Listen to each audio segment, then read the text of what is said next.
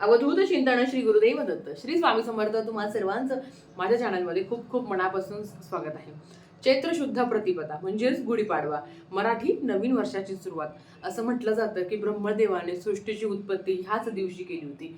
म्हणून आपल्या सगळ्यांसाठी हा दिवस खूप महत्त्वाचा आहे.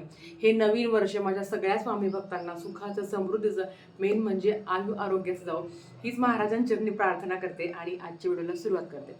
आता गुढी घरच्या घरी उभारायची कशी, कुठले मंत्र म्हणायचे, कुठले नैवेद्य दाखवायचे, त्याच्याबद्दलचीच आजची माहिती आहे. तर चला व्हिडिओला सुरुवात करूया. जसं तुम्हाला मी सांगितलं की ब्रह्मदेवाने सृष्टीची उत्पत्ती ह्याच दिवशी केली होती. असं म्हटलं जातं की चैत्र नवरात्री नंतर आपण रामनवरात्री आणि कुलदेवीची म्हणजे चैत्र नवरात्रीची आपण आपली जी कुलदेवी आहे त्यांची आपण पूजा अर्चा करत असतो, त्यांची पाठ करत असतो. आता चैत्र महिन्याला इतकं महत्त्व काय आहे, जसं की नवीन वर्षाची सुरुवात होते. जसं चैत्रीय शारदीय नवरात्र येतं त्याच पद्धतीने चैत्र नवरात्र येत असतं. या सगळ्यांनी भरभरून असा हा चैत्र महिना आपल्या सगळ्यासाठी अतिशय महत्त्वाचा मानला जातो. कारण ह्या महिन्यात खूप जास्त कुळाचार, कुळधर्म आपल्याकडनं होता, खूप जास्त सेवा होता.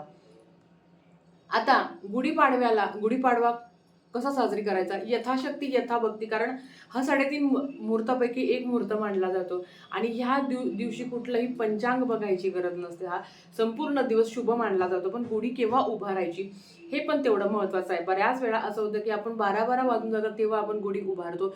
गुढी ही सकाळीच उभारली पाहिजे. आता सगळ्यात महत्त्वाचं, ब्रह्ममुहूर्तावर आपण उठायचं, छानपैकी आवरायचं, घरातली देवपूजा करायची, जी आपली सडा रांगोळी आहे, आपलं घर स्वच्छ करायचं, सडा रांगोळी काढायची, देवपूजा करायची. देवपूजा केल्यानंतर आपल्याला गुढी उभारायची आहे. आता गुढी माणसांनीच उभारायची का? बऱ्याच वेळा असं होतं की आपले जे माणसं आहे, आपल्या घरातली जी पुरुष मंडळी आहे, तर ती ऑफिसला जाते, त्यांना सकाळी जावं लागतं, तर स्त्रियांनी उभारली तरी हरकत नाही, असं अजिबात नाही.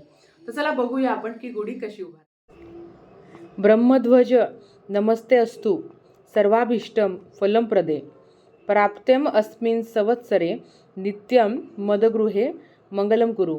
याचा अर्थ असा आहे की ब्रह्माचे प्रतीक असलेल्या या ध्वजास माझा नमस्कार असो. सर्व प्रकारचे फल मला मिळू दे. ह्या वर्षामध्ये माझ्या घरामध्ये नित्य मंगल व्हावे अशीच प्रार्थना करून आणि आपल्याला एक मंत्र म्हणायचा आहे. तो मंत्र आहे ओम ब्रह्मध्वजाय नमः. ओम ब्रह्मध्वजाय नमः. हे सगळे श्लोक जो तुम्हाला मगाशी सांगितला आणि हे मंत्र हे म्हटल्यावरच तुम्हाला गुढी उभारायची आहे. शक्य असेल तर हा मंत्र मी तुम्हाला डिस्क्रिप्शन बॉक्समध्ये लिहून देईल, नाहीतर तुम्ही थोडासा व्हिडिओ पाठीमागे जाऊन हा मंत्र परत एकदा म्हणू शकता. गुढी उभारताना ओम ब्रह्मध्वजाय नमः, ओम ब्रह्मध्वजाय नमः असा मंत्र तुम्हाला म्हणायचा आहे. तुम्हाला मी आता साहित्य दाखवते. तर इकडे ही वेळूची काठी आहे. वेळूची काठी आपल्याला सूर्योदयाच्या आधी म्हणजेच पाडव्याच्या दिवशी सकाळी पहाटे अभ्यंग स्नान, सकाळी उठून आपण जेव्हा स्नान करतो त्याच्यानंतर इथे याला तेल लावून ही आपल्याला स्वच्छ धुवून घ्यायची आहे. त्याच्याच बरोबर लिंबाचा पाला आपल्याला लागणार आहे. याला कलावा किंवा रक्षासूत्र म्हणता हे लागणार आहे. फुलं लागणार आहे, हार लागणार आहे. याला साखरेची माळ म्हणता, आमच्याकडे तरी साखरेची माळ म्हणता. एक आपल्याला तांब्याचा कलश लागणार आहे, तांब्याचा. नंतर इथे मी प्रसाद तयार केलेला आहे. आपली जी हरभरा डाळ असते ती थोडीशी पाण्यात भिजत घालायची, थोडीशी ती शिजून घ्यायची. त्याच्याबरोबर इथे मी लिंबाचा पाला आणि जे फुलं येतात बघा, ह्या पाल्याला हे जे फुलं असतं ना, ही फुलं पण घ्यायची असते आणि त्याच्याबरोबर गूळ. तर हे सगळं मिश्रित क्रश करायचं थोडंसं खलबत्त्याने आणि याचा नैवेद्य दाखवायचा आहे. आणि इकडे मी तूप घेतलं आहे जे आपल्याला दिव्याला लागणार आहे. आणि इकडे मी साडी घेतली आहे. लक्षात असू द्या, काळ्या कलरची साडी आपल्याला घ्यायची नाही आहे. आपल्याला काळा कलर सोडून लाल, हिरवा, भगवा कोणता असेल तो तुम्ही घेऊ शकता. आता मी तुम्हाला व्यवस्थित अशी मांडणी करून दाखवते. तर तुम्ही बघा, इथे मी वेळूची काठी घेतलेली आहे आणि एक साडी घेतली आहे. आता साडीला मी व्यवस्थित अशा मिऱ्या करून घेणार आहे की जेणेकरून ते व्यवस्थित बसेल.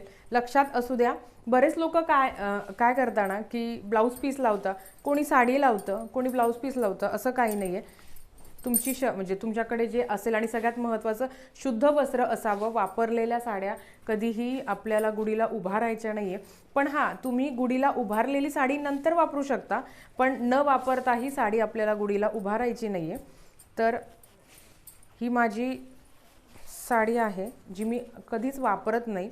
असं जेव्हा देवाचं असेल तेव्हा मग मी व्हिडिओसाठी ठेवलेली ती. तर मी इथे व्यवस्थित मांडून घेतली आहे बघा असं. आणि रक्षासूत्र आपल्याला घ्यायचं आहे. रक्षासूत्रानेच बांधायचं. कोणी काय करतं ना, आपलं जे दोरा असतो किंवा खिळा काय म्हणतात त्याला, काथ्या असतो, आमच्याकडे काथ्या म्हणतात, तुमच्याकडे काय म्हणता माहिती नाही. आता मी हे सगळं पॅक करून घेते आणि मग तुम्हाला दाखवते. तर तुम्ही इकडे बघा, मी साडी ही जी आपली वेळूची काठी आहे त्याला व्यवस्थित अशी लावून घेतलेली आहे कलावाने. आता मी तुम्हाला सांगते साडी म्हणजे काय. साडी म्हणजे वैभव. नवीन वस्त्र आपण जेव्हा गुढीला उभारतो तेव्हा ते एक प्रकारचं वैभव असतं आपलं. त्याच्याचबरोबर एक मी तांब्याचा कलश घेतला आहे. त्या तांब्याच्या कलशाला मी 5 ज्या आपल्या हळदी कुंकवाच्या रेषा आहेत त्या मी उमटून घेतल्या आहे. त्याच्याचबरोबर मी स्वस्तिक काढलं आणि नंतर इकडे मी जी साखरेची गुढी आहे, साखरेचं कंकण किंवा साखरेची माळ ज्याला आपण माधुर्य म्हणतो बघा, जे नवीन वस्त्र आहे ते असतं वैभव. साखरेचं कंकण हे माधुर्याचं प्रतीक आहे.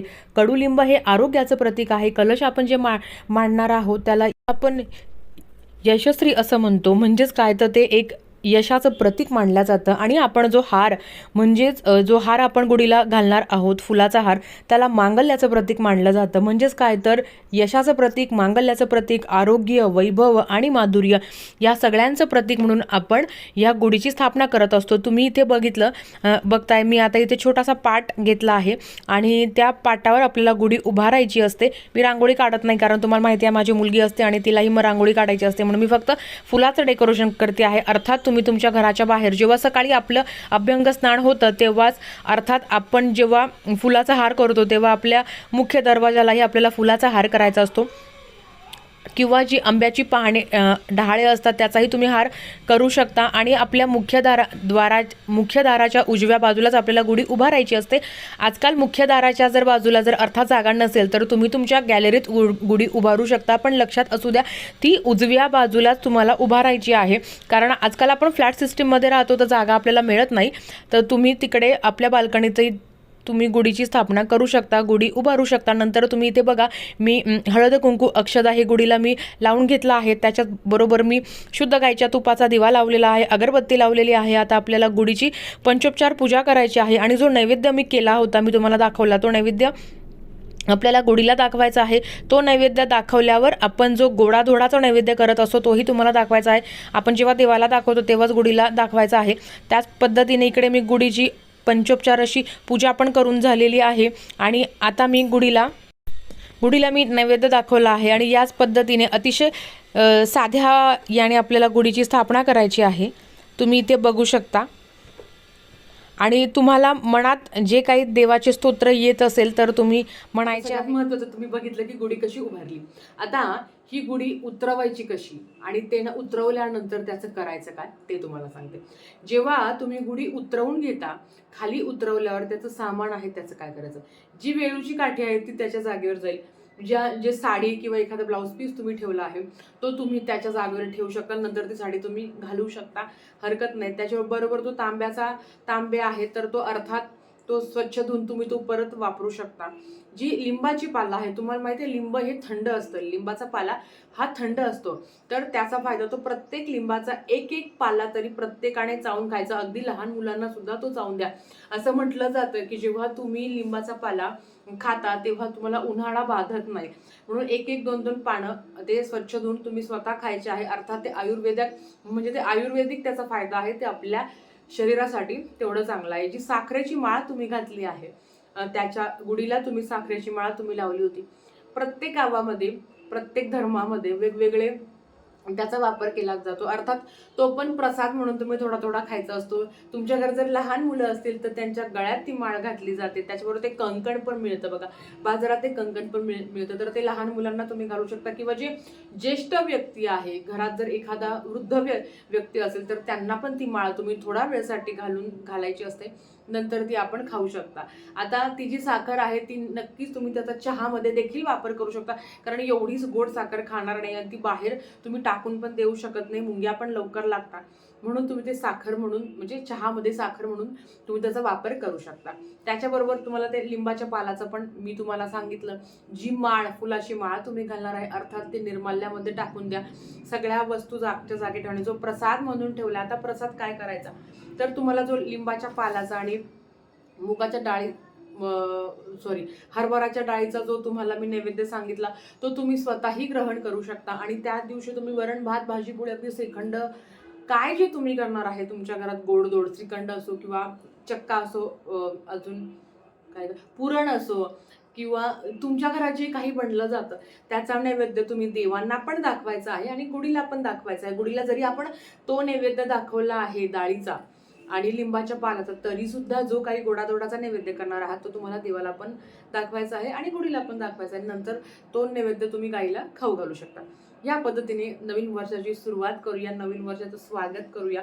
सगळ्यांना परत एकदा मराठी नवीन वर्षाच्या खूप खूप खूप साऱ्या शुभेच्छा. झालेली सेवा महाराजांच्या चरणी मी रुजू करते आणि आजचा व्हिडिओ इथेच थांबवते. आवडला असेल तर लाईक शेअर सबस्क्राईब करा. व्हिडिओ परत अशाच एका नवीन व्हिडिओसोबत. श्री स्वामी समर्थ.